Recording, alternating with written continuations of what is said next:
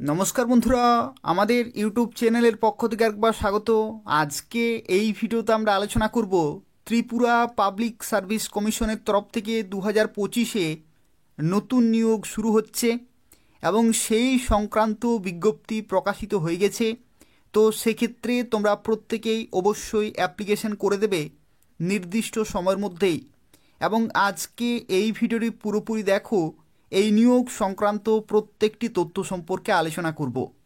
তো দেখো, এটা নিয়োগ করা হচ্ছে ত্রিপুরা পিএসসির তরফ থেকে, অর্থাৎ পাবলিক সার্ভিস কমিশনের তরফ থেকে নিয়োগ করা হচ্ছে।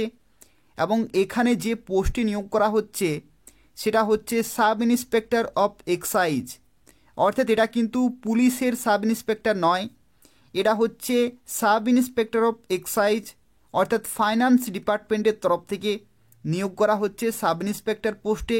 ত্রিপুরা গভর্নমেন্ট পিএসসির মাধ্যমে তোমরা চাকরি পাবে এবং এখানেই তোমাদের অ্যাপ্লিকেশন শুরু হচ্ছে 21শে মার্চ 2025 তারিখ থেকে এবং 14ই এপ্রিল 2025 তারিখ পর্যন্ত অ্যাপ্লিকেশন চলবে। এবং এই ভিডিওটি পুরোপুরি দেখো, এই নিয়োগ সংক্রান্ত প্রত্যেকটি তথ্য সম্পর্কে আলোচনা করব। অর্থাৎ শিক্ষাগত যোগ্যতা থেকে শুরু করে বয়সের লিমিট, সিলেবাস, বিগত বছরের প্রশ্ন, বেতন কাঠামো, নিয়োগ পদ্ধতি এবং আরও বিভিন্ন তথ্য রয়েছে সেই সম্পর্কে আলোচনা করব। অর্থাৎ যারা অ্যাপ্লিকেশন করতে চাইছো পুরো তথ্য সম্পর্কে আলোচনা করব, অর্থাৎ কীভাবে তোমরা পরীক্ষার জন্য প্রস্তুতি নেবে এবং তার সাথে সাথে তোমরা কীভাবে অ্যাপ্লিকেশন করতে পারবে প্রত্যেকটি তথ্য সম্পর্কে আলোচনা করব। যারা ভিডিওটি দেখছো প্রত্যেকেই লাইক করে দেবে, শেয়ার করে দেবে এবং এই ধরনের নিয়মিত চাকরির আপডেটগুলি পাওয়ার জন্য অবশ্যই চ্যানেলটি সাবস্ক্রাইব করে রাখো। তো দেখো, প্রথমে যে তথ্য সম্পর্কে আলোচনা করব যেটি হচ্ছে বয়সের লিমিট, তোমরা কত বছর বয়স পর্যন্ত অ্যাপ্লিকেশন করতে পারবে। তো দেখো, এখানে বলা হচ্ছে আপ টু 40 ইয়ার্স, অর্থাৎ 40 বছর পর্যন্ত তোমরা অ্যাপ্লিকেশন করতে পারবে জেনারেল ক্যাটাগরিতে, যেখানে 14ই এপ্রিল 2025 ডেট অনুসারে ক্যালকুলেট করা হবে। অর্থাৎ এই নির্দিষ্ট ডেটে তোমাদের 40 বছর পর্যন্ত তোমরা সময় পাচ্ছ অ্যাপ্লিকেশন করার জন্য। আর যদি তুমি এসসি, এসটি অথবা পিএইচ ক্যান্ডিডেট হয়ে থাকো অথবা গভর্নমেন্ট সার্ভেন্ট হয়ে থাকো তাহলে কিন্তু 5 বছরের ছাড় পেয়ে যাবে, অর্থাৎ তখন তারা 45 বছর পর্যন্ত অ্যাপ্লিকেশন করতে পারবে। এই হচ্ছে পুরো তথ্য। আর তার সাথে সাথে এখানে আরও একটি তথ্য তোমাদের জানিয়ে রাখি। দেখো, এখানে বেতন কাঠামো অত্যন্ত ভালো মানের বেতন রয়েছে ত্রিপুরা সরকারের পক্ষ থেকে, যেখানে দেখো লেভেল 10-এর তোমরা কিন্তু বেতন পাবে। যেহেতু এখানে sub inspector of excise officer স্কেলে তোমরা চাকরি পাবে, যেখানে 34,700 থেকে 1,09,800 টাকা হচ্ছে বেতন, অর্থাৎ 34,700 হচ্ছে তোমাদের শুরুতেই। তার সাথে সাথে তুমি ডিএ, এইচআরএ, মেডিকেল অ্যালাউন্স এবং বিভিন্ন আরও বেনিফিটসগুলো পেয়ে যাবে। আর সর্বোচ্চ তোমাদের 1,09,800 প্লাস ডিএ, এইচআরএ এবং বিভিন্ন অ্যালাউন্সগুলো তোমরা কিন্তু শেষে পাবে। তো সেক্ষেত্রে তোমরা বুঝতে পারছো অত্যন্ত ভালো মানের বেতন রয়েছে। আর এখানে ভ্যাকেন্সির ক্ষেত্রে দেখো, এখানে বিভিন্ন ক্যাটাগরিতে ভ্যাকেন্সিগুলো কিন্তু বিভিন্ন রয়েছে। যেমন দেখো, জেনারেল ক্যাটাগরিতে ভ্যাকেন্সি রয়েছে 20টি, এসসি ক্যাটাগরিতে 6টি, এসটি ক্যাটাগরিতে 13টি, টোটাল রয়েছে 39টি ভ্যাকেন্সি। এবং এই 39টি ভ্যাকেন্সির মধ্যে মেয়েদের রয়েছে 33%। তোমরা জানো যে মেয়েদের যে রিজার্ভেশন সেটা হচ্ছে 33%। তো সেক্ষেত্রে দেখো টোটাল ভ্যাকেন্সি 33%-এর হচ্ছে 14টি, যে ক্ষেত্রে মেয়েদের জন্য জেনারেল ক্যাটাগরিতে 7টি, এসসি ক্যাটাগরিতে 2টি আর এসটি ক্যাটাগরিতে 5টি রয়েছে। তো এত সংখ্যক শূন্যপদে নিয়োগ করা হচ্ছে ত্রিপুরাতে।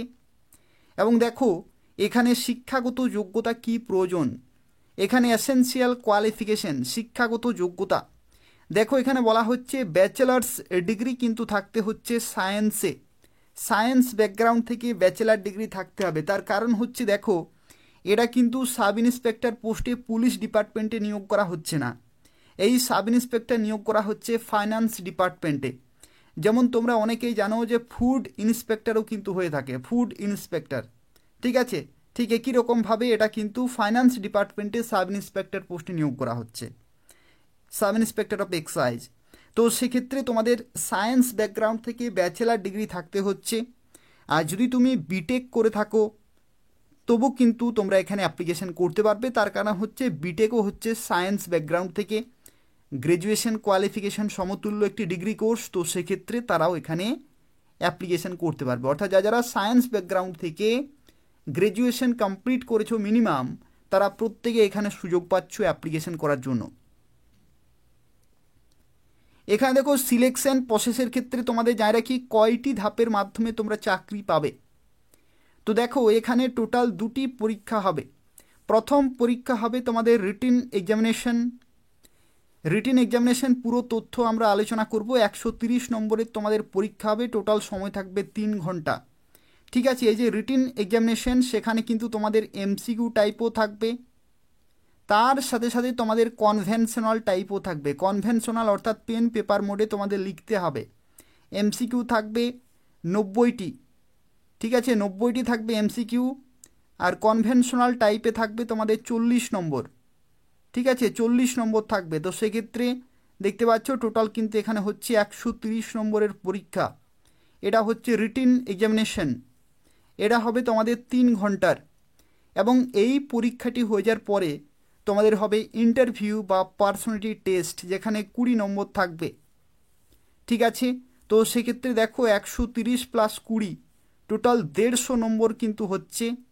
এই 150 নম্বরের মধ্যেই কিন্তু ইভ্যালুয়েশন হবে এবং যাদের সর্বোচ্চ নম্বর থাকবে তারাই ফাইনালি চাকরি পেয়ে যাবে। দেখো এখানে একটি তথ্য তোমাদের জানা রাখি, তোমাদের যে ইন্টারভিউ বা পার্সোনালিটি টেস্ট হবে সেখানে কোন কোন টপিকগুলো থেকে কোশ্চেন জিজ্ঞাসা করা হবে। দেখো এখানে ইন্টেলেকচুয়াল এবিলিটি তোমাদের কিন্তু টেস্ট করা হবে। পরবর্তী social traits, interest in current affairs related কিন্তু কোশ্চেন তোমাদের জিজ্ঞাসা করা হবে। Critical power of judgement related question জিজ্ঞাসা করা হবে। Variety and depth of interest এবং এবিলিটি ফর লিডারশিপ এবং মোরাল যে ইন্টিগ্রিটি বা যে মোরাল ডেভেলপমেন্ট রয়েছে সেই সম্পর্কিত প্রশ্ন কিন্তু তোমাদের জিজ্ঞাসা করা হবে। তো সেক্ষেত্রে তোমরা যারা ইন্টারভিউর জন্য প্রিপারেশন নেবে তাদের কিন্তু এই সমস্ত টপিকগুলো পুরোপুরি তোমাদের কিন্তু কমপ্লিট করতে হবে। যে ক্ষেত্রে তোমাদের ইন্টারভিউতে টোটাল 20 নম্বর থাকছে, তো সেক্ষেত্রে তোমাদের 20 নম্বরের মধ্যে তোমরা বুঝতে পারছো টোটাল এখানে টপিক হচ্ছে 1 2 3 4 5, 5টি টপিক হচ্ছে। এই 5টি টপিক থেকে 2-3টি করে কিন্তু কোশ্চেন প্রত্যেককে জিজ্ঞাসা করা হবে এবং 20 নম্বরের তোমাদের ইন্টারভিউ বা পার্সোনালিটি টেস্টও কিন্তু হবে। ইন্টারভিউ বা পার্সোনালিটি টেস্ট এখানে কেন বলা হয়েছে, দেখো ইন্টারভিউ রিলেটেড এখানে কোশ্চেন রয়েছে প্লাস পার্সোনাল টেস্টও কিন্তু হচ্ছে। এখানে লিডারশিপ, মোরাল ইন্টিগ্রিটি এবং ডেপথ অফ ইন্টারেস্ট এই সম্পর্কিত প্রশ্ন কিন্তু রয়েছে।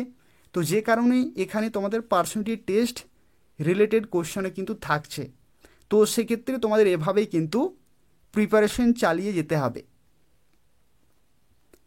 দেখো এখানে আরও একটি তথ্য তোমাদের জানা রাখি, the final selection will be made in order of merit on the basis of marks obtained by a candidate in aggregate adding the marks obtained in written examination এবং পার্সোনালিটি টেস্ট। অর্থাৎ তোমাদের যে ফাইনাল যে list বা merit list তৈরি করা হবে সেখানে তোমাদের যে 2টি পরীক্ষা হচ্ছে রিটিন এক্সামিনেশন এবং পার্সোনালিটি টেস্ট, এই 2টি পরীক্ষায় প্রাপ্ত নম্বরের ভিত্তিতে কিন্তু ফাইনাল মেরিট লিস্ট তৈরি করা হবে। এবং এখানে আরও একটি তথ্য দেখে বলা হয়েছে, if A candidate remains absent in personality test, যদি পার্সোনালিটি টেস্টে কেউ অ্যাবসেন্ট থাকে তাহলে তাদের কিন্তু ফাইনাল সিলেকশনে কনসিডার করা হবে না। তো সেক্ষেত্রে তোমাদের যে 2টি পরীক্ষা হচ্ছে সেই 2টি পরীক্ষাতে অবশ্যই তোমাদের কিন্তু অ্যাটেন্ড থাকতে হবে, শর্টলিস্টেড হতে হবে, তাহলেই কিন্তু তোমরা পরবর্তী ধাপের জন্য যেতে পারবে এবং ফাইনাল সিলেকশনে তোমাদের কিন্তু ক্যালকুলেট করা হবে। দেখো তোমাদের একটি তথ্য জানিয়ে রাখি, তোমাদের যে 130 নম্বরের যে পরীক্ষাটি হবে রিটিন এক্সামিনেশন, সেখানে দেখো কী রকমের থাকবে। তোমাদের টোটাল 3 ঘন্টা সময় পাবে এবং এই 3 ঘন্টার মধ্যে জিএস থেকে কোশ্চেন থাকবে, অর্থাৎ জেনারেল স্টাডিজ থেকে দেখো এখানে বিভিন্ন কিন্তু টপিকগুলো কভার করা হবে। যেমন জিকে কারেন্ট অ্যাফেয়ার্স রয়েছে 40 নম্বর, সিম্পল এরিথমেটিক 10 নম্বর, জেনারেল সায়েন্স 10, অ্যাপটিটিউড টেস্ট 15 এবং জেনারেল ইংলিশ রয়েছে 15। টোটাল দেখছো এখানে 90 নম্বর হচ্ছে এবং 90টি এমসিকিউ টাইপের কিন্তু কোশ্চেন থাকবে। ঠিক আছে, 90টি এমসিকিউ টাইপের কোশ্চেন থাকবে। টোটাল 5টি এখানে দেখো সাবজেক্ট রয়েছে, এই 5টি সাবজেক্টে 90টি কোশ্চেন থাকবে। ঠিক আছে, জিকে কারেন্ট অ্যাফেয়ার্সে কিন্তু 40 নম্বর রয়েছে, তো সেক্ষেত্রে সেই সাবজেক্ট খুব ভালোভাবে কিন্তু প্রিপারেশন নিতে হবে। আর তারপরে তোমাদের দেখো এখানে কনভেনশনাল টাইপ রয়েছে, সেই কনভেনশনাল টাইপ কিন্তু তোমাদের হবে পেন পেপার মোডে। পেন পেপার মোডে হবে, অর্থাৎ লিখতে হবে। রিপোর্ট রাইটিং অথবা লেটার রাইটিং থাকবে, যেখানে 20 নম্বর থাকবে। আর এসে রাইটিং অথবা প্যারাগ্রাফ রাইটিং থাকবে তোমাদের 20 নম্বর। তো সেক্ষেত্রে দেখো টোটাল 2টি কোশ্চেন তোমাদের করতে হচ্ছে 20 করে, টোটাল 40 নম্বরের কনভেনশনাল টাইপ কিন্তু হচ্ছে।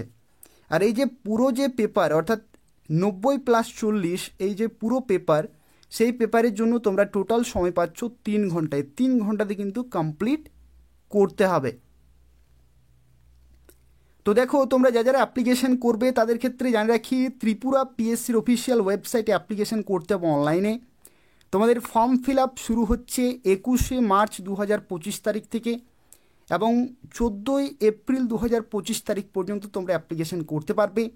যারা অ্যাপ্লিকেশন করতে চাইছো, এই ভিডিওর ডেসক্রিপশন বক্সে লিঙ্ক রয়েছে, সেখান থেকে তোমরা অ্যাপ্লিকেশন করতে পারবে। তো চলো দেখা যাক তোমাদের যে কোশ্চেন পেপার, সেই কোশ্চেন পেপারে কী রকমের প্রশ্ন জিজ্ঞাসা করা হয়েছিল সেই সম্পর্কে এরপর আমরা আলোচনা করব, অর্থাৎ প্রিভিয়াস ইয়ারের কোশ্চেন সম্পর্কে এরপর আমরা আলোচনা করব। তোমরা যারা ভিডিও দেখছো প্রত্যেকেই লাইক করে দেবে, শেয়ার করে দেবে। তো দেখো এটা হচ্ছে প্রিভিয়াস ইয়ারের কোশ্চেন পেপার, অর্থাৎ ত্রিপুরা পিএসসির তরফ থেকে যে সাব ইন্সপেক্টর অফ এক্সাইজ নিয়োগ করা হয়ে থাকে, সেই নিয়োগের ক্ষেত্রে এটা হচ্ছে প্রিভিয়াস ইয়ারের কোশ্চেন পেপার, যেখানে দেখো বলা হচ্ছে জেনারেল স্টাডিজ, অর্থাৎ এটাই হচ্ছে তোমাদের যে 130 নম্বরের যে প্রশ্ন, সেই প্রশ্নপত্র। ঠিক আছে, প্রথমে 90টি এমসিকিউ টাইপের কোশ্চেন থাকবে এবং তারপরে তোমাদের 40 নম্বরে হবে কনভেনশনাল টাইপ। দেখো এখানে টোটাল নম্বর লেখা রয়েছে 130, কারণ হচ্ছে কি 130 এখানে কিন্তু দেখো এখানে ডিভাইড করা হয়েছে পার্ট 1 এবং পার্ট 2। পার্ট 1 হচ্ছে 90টি কোশ্চেন এমসিকিউ টাইপের, আর পার্ট 2 হচ্ছে 2টি কোশ্চেন 40 নম্বরের। ঠিক আছে, আশা করি তোমরা বুঝতে পারছো। দেখো এখানে যে কোশ্চেনগুলো জিজ্ঞাসা করা হয়েছিল সেগুলো কিন্তু 1 বাই 1 এখানে দেওয়া রয়েছে। ঠিক আছে, 1 বাই 1 দেওয়া রয়েছে। জেনারেল স্টাডিজ পার্ট 1 90 নম্বরের পরীক্ষা, প্রথমেই 1-2 করে কোশ্চেনগুলো কিন্তু দেওয়া রয়েছে, যেখানে প্রথম প্রশ্ন এসেছিল which of the following is a non communicable disease. এই ধরনের প্রশ্নগুলো তোমাদের কিন্তু খুব ভালোভাবে প্র্যাকটিস করতে হবে, অর্থাৎ যে সম্পর্কিত যে দেখো এখানে ডিজিজ সম্পর্কিত কিন্তু কোশ্চেন এসেছে, তো সেক্ষেত্রে ডিজিজ সম্পর্কিত পুরোপুরি কিন্তু তোমাদের কভার করতে হবে। পলিউশন সম্পর্কিত প্রশ্ন এসেছে, তো সেক্ষেত্রে পলিউশন বা দূষণ সম্পর্কিত যা কিছু প্রশ্ন হয়ে থাকে সেগুলো কিন্তু তোমাদের কমপ্লিট করতে হবে। এছাড়াও দেখো এখানে এই ধরনের প্রশ্ন কিন্তু এসেছে, তো সেক্ষেত্রে দেখো এই যে কোশ্চেন পেপার রয়েছে, সেই কোশ্চেন পেপারে যে পিডিএফ রয়েছে সেটা আমি ডেসক্রিপশান বক্সে দিয়ে দেবো, সেখান থেকে তোমরা ডাউনলোড করতে পারবে, খুব ভালোভাবে দেখে নেবে। দেখো প্রিভিয়াস ইয়ারের কোশ্চেনগুলো রিপিট হতে পারে, নাও হতে পারে, কিন্তু প্রিভিয়াস ইয়ারের কোশ্চেন থেকে তোমরা একটা বেসিক আইডিয়া পেয়ে যাবে যে কী ধরনের প্রশ্ন জিজ্ঞাসা করা হয় বা কোন কোন সেকশন থেকে জিজ্ঞাসা করা হয়। সেই সমস্ত সেকশনগুলো কিন্তু আগে তোমাদের খুব ভালোভাবে কভার করতে হবে। ঠিক আছে, দেখো এখানে কিন্তু একটি সিরিজ রয়েছে, নাম্বার সিরিজ। নাম্বার সিরিজটি খুব একটি কিন্তু জটিল নয়, 5, 13, 25, তারপরে কত হবে, তারপরে 61 কিন্তু বলা হয়েছে। ঠিক আছে, তো এই রকমভাবে কিন্তু বিভিন্ন arithmetic related, logical reasoning related, GK current affairs বিভিন্ন সম্পর্কিত কিন্তু প্রশ্ন রয়েছে। তো দেখো এখানে তোমাদের সব শেষে আমি তোমাদের দেখিয়ে দিচ্ছি যে তোমাদের যে 40 নম্বরের যে কনভেনশনাল টাইপ, ঠিক আছে, সেখানে কি কি প্রশ্ন এসেছিল বা কী রকমের তোমাদের প্রশ্ন দেয়া হয় সেগুলো আমি তোমাদের দেখিয়ে দিচ্ছি। তো দেখো এখানে তোমাদের যে পার্ট 2 যে পরীক্ষাটি, যেখানে দেখো তোমাদের কনভেনশনাল যে প্যাটার্ন, সেই প্যাটার্নের ক্ষেত্রে দেখো এখানে 40 নম্বর কিন্তু রয়েছে। ঠিক আছে, 40 নম্বর রয়েছে, যেখানে 2টি কোশ্চেন তোমাদের কিন্তু করতে হবে, 2টি কোশ্চেন, যে কোনো 2টি। দেখো প্রথমে বলা হচ্ছে 91 নম্বরে বলা হচ্ছে 20 নম্বর কিন্তু তোমাদের দেয়া হবে একটি প্রশ্নের জন্য, যেখানে 4টি প্রশ্ন রয়েছে। দেখো এখানে কি বলা হয়েছে, এখানে বলা হচ্ছে দেখো রাইট এন ইসে on any one topic of the following, অর্থাৎ নিচের যে কোনো একটি টপিক থেকে তোমাদের এসে লিখতে হবে। ঠিক আছে, যে কোনো একটি টপিক থেকে 300টি শব্দের মধ্যে। ঠিক আছে, যে কোনো একটি টপিক থেকে। দেখো এখানে কি কি টপিক এখানে দেওয়া হয়েছে। The choice of a profession, keeping fit and healthy is indeed not an option but a necessity, media trial, its pros and cons এবং importance of national voters day. এই 4টি প্রশ্নের মধ্যে যে কোনো একটি তোমাদের কিন্তু করতে হবে। 300টি ওয়ার্ডের মধ্যে 20 নম্বর রয়েছে। ঠিক এইরকমভাবেই কিন্তু প্রশ্ন তোমাদেরও থাকবে 2025-এর ক্ষেত্রে। এটা হচ্ছে প্রথম প্রশ্ন, যেখানে একটি করতে হবে। পরবর্তী দেখো এখানে দ্বিতীয় প্রশ্ন রয়েছে। দ্বিতীয় প্রশ্নের ক্ষেত্রেও এখানে 4টি অপশান রয়েছে, 1, 2, 3, 4। এই 4টি অপশানের মধ্যে যে কোনো একটি তোমাদের করতে হবে 300টি শব্দের মধ্যে, any one of the following question, এবং 20 নম্বর তোমাদের এখানে কিন্তু দেওয়া হচ্ছে ম্যাক্সিমাম। তো সেক্ষেত্রে দেখো এখানে 4টি করে কিন্তু অপশান থাকছে, এবং এক একটি প্রশ্নের জন্য 20 নম্বর করে। টোটাল 2টি প্রশ্ন তোমাদের কিন্তু কভার করতে হচ্ছে, যেখানে 40 নম্বরের এখানে তোমাদের টোটাল পরীক্ষাটি হয়ে যাচ্ছে। তো এখান থেকে তোমরা বেসিক আইডিয়া পেয়ে গেলে যে কোন কোন সেকশন থেকে কী রকমের প্রস্তুতি নেবে। তো যারা অ্যাপ্লিকেশন করতে চাইছো নির্দিষ্ট সময়ের মধ্যে অ্যাপ্লিকেশন করে দেবে, এবং এইভাবেই তোমাদের কিন্তু প্রিপারেশন চালিয়ে যেতে হবে। এবং এই কোশ্চেন পেপারের যে পিডিএফ রয়েছে সেটা আমি ডেসক্রিপশন বক্সে দিয়ে দেবো, সেখান থেকে তোমরা ডাউনলোড করতে পারবে। আর যারা ভিডিওটি দেখলে তোমাদের প্রত্যেককে রিকোয়েস্ট করব অবশ্যই লাইক করে দেবে। তার পাশাপাশি চ্যানেলটি সাবস্ক্রাইব করে রাখো এই ধরনের নিয়মিত চাকরির আপডেটগুলি পাওয়ার জন্য। অর্থাৎ এই চ্যানেল থেকে তোমরা নতুন নতুন প্রত্যেকটি চাকরির আপডেট সময় মতো পেয়ে যাবে। ধন্যবাদ।